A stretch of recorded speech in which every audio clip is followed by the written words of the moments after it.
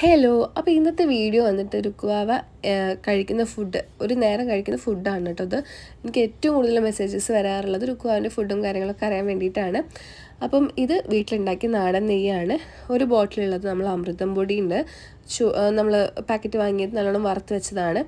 അതേപോലെ മറ്റേ ബോട്ടിലുള്ളത് dry fruits എല്ലാം കൂടി നല്ലോണം വറുത്ത് പൊടിച്ച് വെച്ചതാണ്.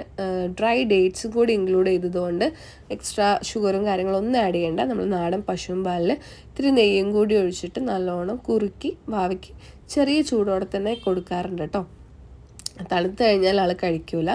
അപ്പം ഒന്നില്ലെങ്കിൽ രാവിലെ അല്ലെങ്കിൽ ഉച്ചയ്ക്ക് അല്ലെങ്കിൽ ഒരു ഈവനിങ് ടൈമിൽ 7 മണിക്ക് മുന്നേ തന്നെ ഞാൻ എങ്ങനെയെങ്കിലും ഡെയിലി ഇൻക്ലൂഡ് ചെയ്യാറുണ്ട്. വാവയ്ക്ക് വലിയ താല്പര്യമില്ല, ചോറും കറിയൊക്കെയാണ് ആൾക്ക് ഏറ്റവും ഇഷ്ടം.